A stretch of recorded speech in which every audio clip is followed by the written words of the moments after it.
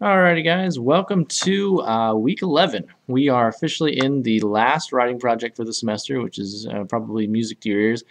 And this will be the last project that you have to do before you are done with the course. So here I have the writing project for the multimodal proposal argument. I'm not going to go over what multimodal is exactly in this video. I have several videos this week. Here is one by Dr. Bresimar. He talks about mode here in this first video and then goes on to talk about modality. Now I'm also going to post a video where I kind of summarize what both of those videos are covering to kind of make them a little bit more understandable, because they are a little bit in-depth, kind of dry, things like that, but they do provide a very clear and thorough overview of what a mode is and what a modality is. So before I start that video, however, I wanted to go over the requirements for this writing project. As you can see here, a few of the things that have changed. It's now a 4 to 5 page essay, and I'm not referring to it necessarily as an essay, this project, because now it's become a proposal.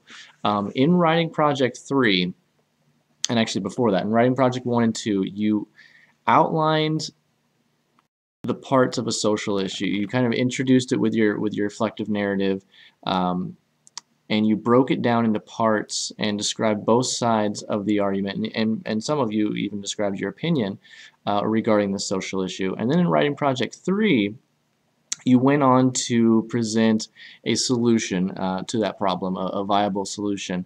Now in writing project 4, your job is to persuade us that this solution that you've come up with is a viable option to the real world. So let's talk a little bit about that. First and foremost in this project, as before, you will be identifying the problem. Your section 1, and I'll have another video that goes over how to structure this essay as well, just like with the other 3 writing projects. You're going to begin with identifying the problem. What is the problem that you're choosing to discuss? Because the idea is that the reader hasn't read your prior 3 essays, and this one is more or less the one that's going to meet the public, so to speak. It's not literally going to be published, but that's how you should treat this one. Treat this essay as though you are persuading the general public to jump on the bandwagon and support your solution to your given social issue. Formulate a clear and feasible solution to the problem. That is the entire purpose of this essay, is to persuade people to join you in your solution. So as you can see here, based on your research, you offer a series of creative, small, specific, and feasible actions. Basically walk someone through how to join and how to take part in your solution. If you are solving bullying by creating a anti-bullying campaign at the local high school, or maybe even at your college, I'm not sure if that's is applicable, but let's say it's at the middle school or the high school level, and you want to support anti-bullying, and you want to start an anti-bullying campaign, or maybe even a program at the school. How can people in the real world join that cause? How can they maybe donate money? How can they volunteer? How can someone, a normal Joe Schmo off the street, how can they come to you, and what steps can they take to actually join your movement? Explain down here the benefits of the proposed solution and address the possible objections. Now with this, you have to show people, in order to persuade them, you need to make sure they understand what it is that you're trying to achieve. What are the benefits of the solution? For the bullying campaign, it might be to lower bullying levels, maybe the percent of students that experience bullying. Maybe it's a program to help the bullies, the people that are doing the bullying, help them to kind of turn around and a rehabilitation, so to speak. The possible objection, because this is a two-part, outline the benefits and the possible objections. In your essay, well, we can read it here. You'll provide the reader with a compelling and logical reasons that prove the benefits of taking the suggested action. Whatever your solution is, show them the benefits that are going to outline why they should do it. What are they going to gain? Who's going to gain something from them joining this movement? You'll also review possible objections to your proposed solution and try to convince your classmates either that these objections are not valid or that the benefits of implementing your proposal outweighs these weaknesses. Now I'm going to talk about this in a later video, and I call this a counter argument. Somewhere in your essay you need to think of what are people going to say that oppose your solution. No matter what your solution is, even if you have the cure to cancer, someone's going to oppose you and say that's not a good idea because of XYZ. It may not be a good reason, but that's what you're here to do. In some point in your essay, you need to address what I call the counter argument. What people say against you, what people say that oppose you, you need to address that and say and tell us either one of two things. Either that their argument is not valid, or that the benefits of implementing your proposal outweigh the weaknesses. So if someone says, for example, we shouldn't implement this bullying campaign because it's going to hurt the bullies rather than help them. Well, obviously that's not valid, because you've outlined the benefits, and you can say clearly this solution is based on research, because you've already done your research. This solution is based on research, and according to the research, it will help bullies rehabilitate themselves and become non-bullies, or maybe help other bullies, or maybe help bullying victims. On the other hand, if someone says, you know, we shouldn't do this bullying campaign because it will bring light to the fact that some of these students are bullies, and then they'll become embarrassed. Well, that would be more along the lines of the benefits of implementing the proposal outweigh the weaknesses. So even though these students are going to be embarrassed maybe for being identified as bullies, the benefit of them becoming better people and thereby helping other people, that outweighs the problem. If you say that this anti-bullying campaign isn't a good idea because it's ultimately going to embarrass them, well, helping those students in the long run is a much better option than just letting them maintain their bullying ways, so to speak. So that's what I'm talking about when I talk about the possible objections. And again, I'll go over this when I talk about how to structure your essay as well. Now, last but not least, this is the multimodal part of it. Now, I know you don't really quite understand what that means just yet, but basically, whenever you provide an essay, you are providing your argument in one mode of communication. That mode of communication, sorry, I had something in my eye. That mode of communication is your essay. You are using that written form, that written mode, to communicate your solution. Now, what multimodal means, multiple modes of communication. So, if you are presenting an essay, that's one mode, but you need multiple modes. Another mode that's common in the past, it really won't work for this class, but is to just simply do a PowerPoint presentation, or to maybe make a video, which you'll have to make a video anyways because it's an online class.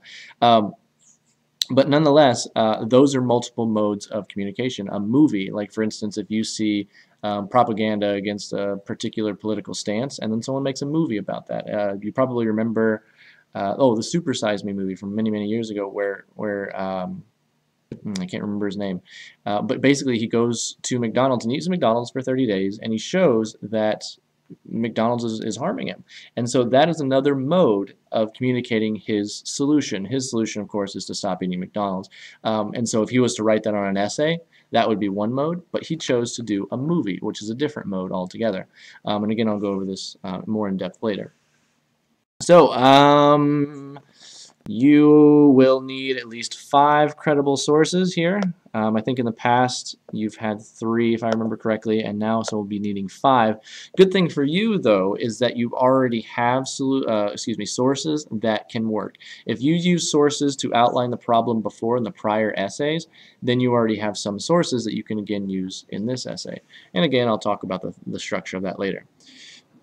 Now, here's the general timeline. As you can see, if you look at a calendar, thesis writing is actually due at the end of this week. So I will post a video, aside from the structure of the essay, I'll post it on how to develop your thesis. And your thesis is then due at the end of this week. Now, you've been writing several theses kind of throughout the semester, so this isn't going to be a very difficult task. It's more or less, the purpose of this essay is to present XYZ solution in order to achieve XYZ result. And that's more or less what it'll boil down to this time. As you can see, the following week, 7 days later, your works cited page is due. And also that week, and I will talk more about this in depth, is we need to have your multimodal presentation. We are not, however, just simply relying on PowerPoint, because this is an online class for one, and it's very difficult to give a PowerPoint presentation. While there will be a presentation required, and I'll talk about that when we get down here to number 5, sorry.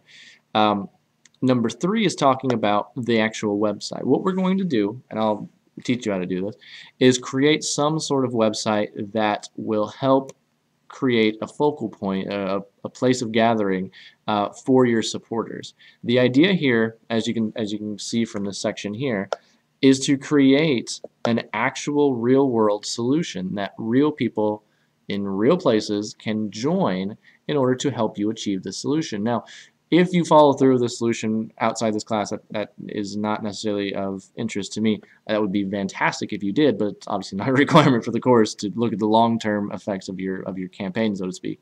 But I do want to start and introduce you to the idea of how the internet and web-based protocols, so to speak, can be used to further your argument. So if we read this section here, using some sort of internet-based modality, as we talked earlier, that's just a mode of communication, develop a central point for followers of your solution. The idea for this project is to create a real-world solution that you think could solve the problem that you've identified in your previous papers, and the web-based media visual argument is an online modality, mode of communication, that argues the same point as your paper. And what that means is that you're going to have 2 parts to this project. An essay, which is persuading the reader to join your movement, and then an online mode of communication that persuades online viewers to both join it and believe in your solution. So your essay is one modality, but your online web-based modality, your internet-based communication method, is going to be the area where people can physically see updates and join you, and maybe join as like a member, or maybe donate money to some sort of campaign, or sign a petition, or whatever it might be. And again, this is probably freaking a lot of people out, but I will be going over this in the next week. This project is the longest project of all the 4 projects. That's why particularly writing project 3 was so short. That project was actually only 3 weeks long, which then gives us 5 weeks to do this one. So if you're freaking out about making an online website or doing any of that stuff, I'm going to go over all the options you have next week in a later video. For right now, your only real work is to work on your thesis and maybe start looking at your works cited page. Now, the following week after that is to work on is to submit your rough draft. This is the starting point for your persuasion. You have to first write your rough draft before you can really begin finalizing your internet-based modality. When I set up here that your design for web-based media, that's not the final draft of your, let's say you make a website, that's not the final draft of your website. I just want to see on November 8th that you're actually working on something. You're working towards creating some sort of website. And that week I will show you how to do that. The rough draft is then due, and like I said, that is the meat and potatoes, so to speak, of what your argument is. The rough draft and the final draft of the essay are actually the persuasion, the body of the persuasion. The issue with this, and it's because this is actually a course and not, you know, a real-world scenario, I'm trying to make it as real-world as possible, but the essay is not going to be seen by any of your viewers. So all of the information in the essay needs to be somehow communicated on your website. That's why I say that the rough draft needs to be done first, because that needs to be basically formed in order to begin forming your website.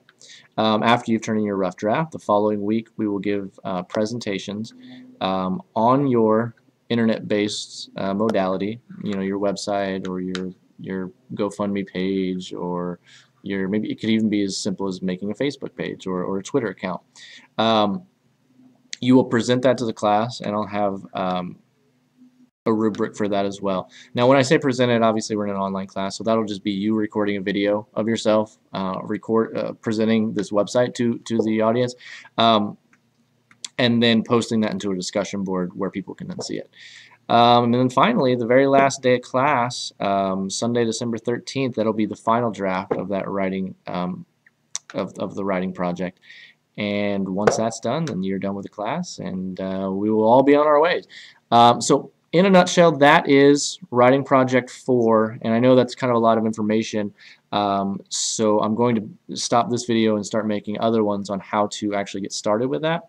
And I'm not going to focus so much this week on writing and developing the website or the whatever modality you choose online.